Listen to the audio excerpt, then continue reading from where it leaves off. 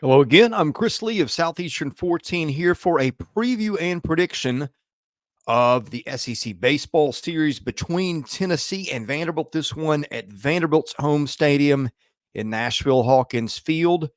We will get into both sides, the hitting, the pitching, the matchup, everything you'd want to know about this series. Before we get there, a reminder, we are presented by BetOnline, your number one source for all your summer sports this season, from Major League Baseball, golf, the NBA, NHL playoffs, all those good things you love, all the latest stats, news, and scores available to follow your favorite teams.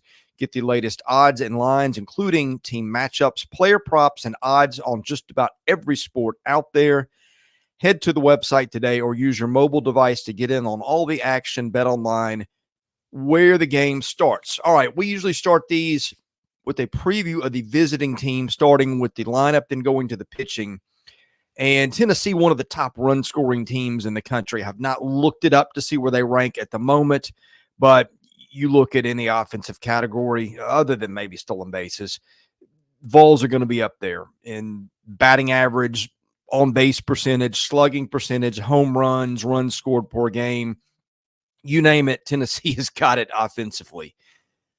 Okay, the lineup, I think the thing that makes, well, there's a lot of things that make this lineup difficult to pitch to, but let me just give you something I like. This is a stat that kind of sums up production into one stat, and it's not foolproof, but it tells you a lot, and it is runs created per 27 outs, and you can adjust that. It's based on a Bill James formula. You can adjust it for the number of runs a team actually scores, and let me just give you, in no particular order, the big bats in Tennessee's order and what they produce. And I'll compare these to Vanderbilt in just a minute. Blake Burke, 13.6 runs created per 27 outs.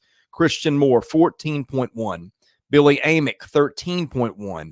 Dean Curley, 10.4. Dylan Dreiling, 12.8. Kavaris Tears, 14.1.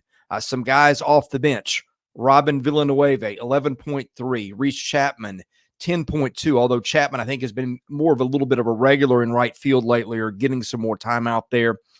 The only two guys, and I'm not going to call these guys easy outs, but by comparison, much easier to get out than the other guys. Cannon Peebles, their catcher, transfer from NC State, 5.2. And Hunter Inslee, 6.2, who's their center fielder, I think a pretty good defensive outfielder. Here's what I'm getting at. The Vols are just tough to pitch to top to bottom.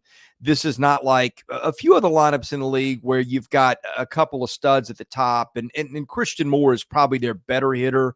He's the all-time leading home run hitter. He's not up there in terms of production, in terms of that runs created per 27 number with Charlie Condon and Jack Caglione and some guys like that. But he's certainly got a lot more help in his lineup than those guys do for the most part. And here's the other thing about the Vols: lefty-righty balance. It's there.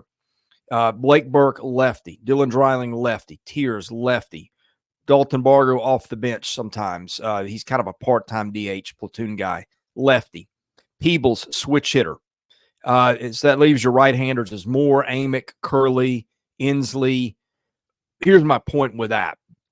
If you want to go lefty-righty and Tennessee staggers those guys, you're going to be making a lot of pitching changes to get to them. And that's what makes this lineup so tough over the course of a weekend. You might hold the Vols down for a game or two, but as Florida found out last weekend, in the end, when you get to game 3 and your pitching's running on fumes, not a team you really want to pitch to. So that is Tennessee's lineup in a nutshell. Stolen bases, I mentioned that. Curley's got 9.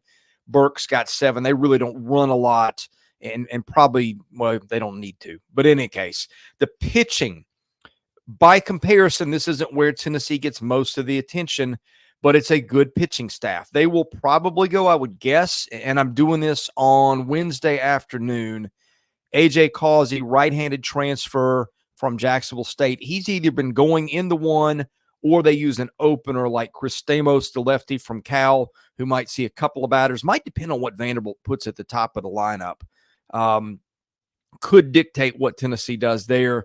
But I'm going to presume Causey's the one. He's probably the weakest of their 3 starting pitchers, although he's not bad. Then they go Drew Beam in the 2, who's their best guy. Beam's been a starter for Tennessee for 3 years. He is not a dominant guy, 21% strikeout rate, which isn't outstanding, but 22% of the plate appearances against him are ground balls, 25% are fly balls, but he's got a home run rate of 3.5%, which when you pitch in Lindsey Nelson Stadium, that's a pretty good rate. Xander Sechrist, I would presume, would be the 3 again. Doesn't put a lot of guys on base. Issues free passes 5% of the time. Strikes guys out 27% of the time. Does give up some home runs almost 5% of the time, and does give up some fly balls. And I'll get to the stadium component of this later. Sometimes Hawkins Field, it plays as a pitcher's park, but sometimes the ball really gets out to the alleys. So interesting matchup in terms of the skill sets and the ballpark here. Now, the bullpen, I think, has been pretty good. It's certainly a top half of the league unit. Nate Snead is the guy who you've seen a lot of lately. He's got 51 innings pitched. That is third on the staff. ERA of 2.82.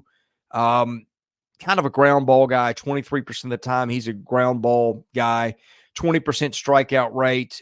Gives up a 3% home run rate. So kind of a tougher guy to hit, a righty reliever. Other righties, you probably will see Aaron Combs, who's also pretty good, giving up one runner, actually less than one runner per innings pitched. And then they got a bunch of lefties. Kirby Connell, the lefty, who's been there since about 1974.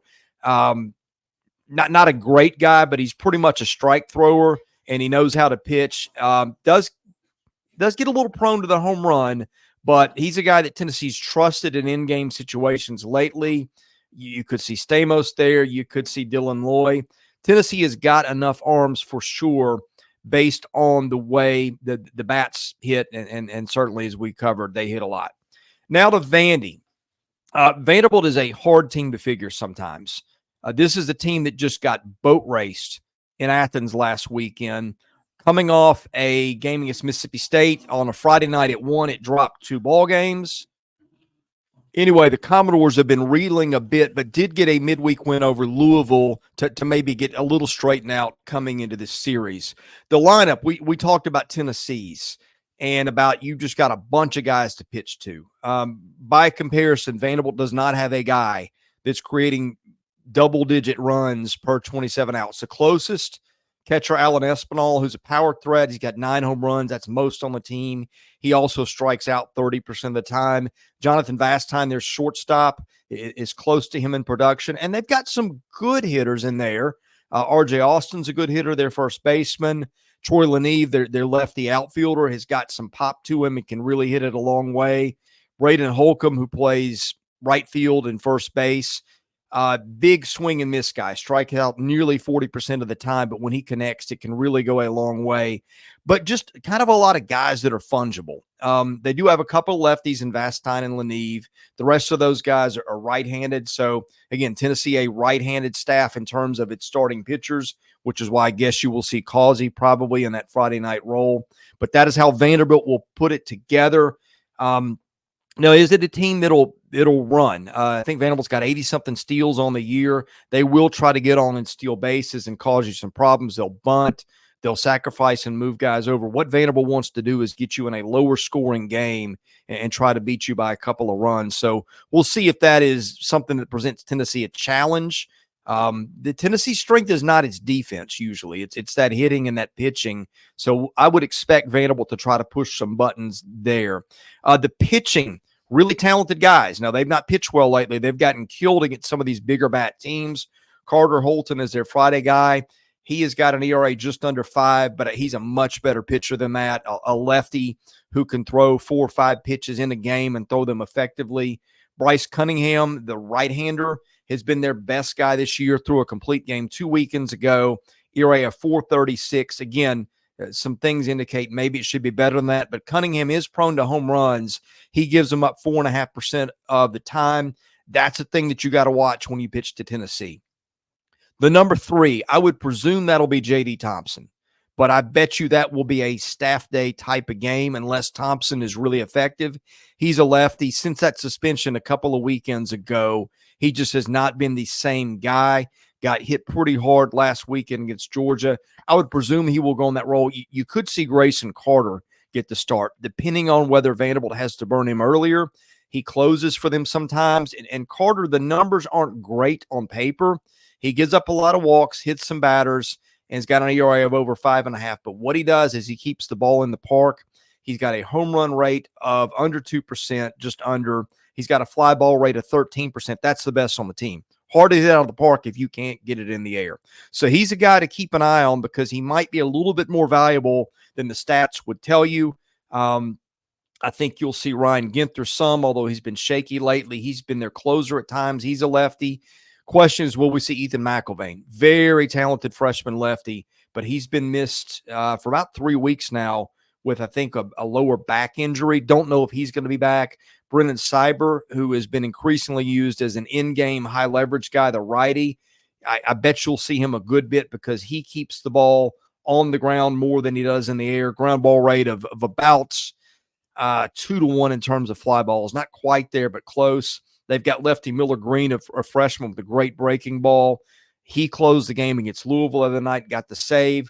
So I think you'll see those guys pitch. You could see Levi Huseman, Luke Gutton, and Burse. Vanderbilt got a number of arms on its own. These are talented guys. They've been bitten by the home run ball at times. That's been a problem for Vanderbilt against teams like Tennessee, which is that's why I'm gonna get you into the prediction now. That's a good segue to where I was going to go. You look at matchups. Vanderbilt this year scored 336 runs. Tennessee 480. Vanderbilt's given up 262. Tennessee 194. So the Vols have been the team that has hit and pitched better. I know the ballpark. It's been a weird year in the SEC because home teams are winning a lot of games. And the one most similar series I would say to Tennessee was Florida, which Vanderbilt got at Hawkins Field a couple of weekends ago. So calm down the home run problem there for the Commodores that weekend. That could be something that could factor in here. If we say Vanderbilt's won the weekend series, you might look back and say, hey, they kept the ball in the park. The wind was blowing in, whatever that looks like. But this has been the type of lineup that's been problematic for Vanderbilt, one that goes deep often. Vanderbilt's got to keep the ball in the park. Again, you don't see a lot of teams like Vanderbilt if you're Tennessee. A lot of teams that'll bunt and run and do some things like that, got a lot of arms. The most similar team that Tennessee has seen this year to that was Kentucky. That series was in Kentucky. Tennessee lost the opener, won the last two. And Kentucky's probably better it is better, not probably, at doing the things that Vanderbilt does and winning games than Vanderbilt is. It's had a much better season. So you've got the blueprint right there. If Vanderbilt's going to win it, it's going to need to be a lot like the Florida series where they keep the ball in the yard and get good pitching with quality outings. If you're Tennessee, you want to hit those home runs. You want to get the ball in the air. You want to do what you do best. This is just a matchup. We've seen this play out both times for both teams, and we've seen it play out in recent years. Tennessee's just kind of dominated the recent series. I will say based on that, the Vols will win the series.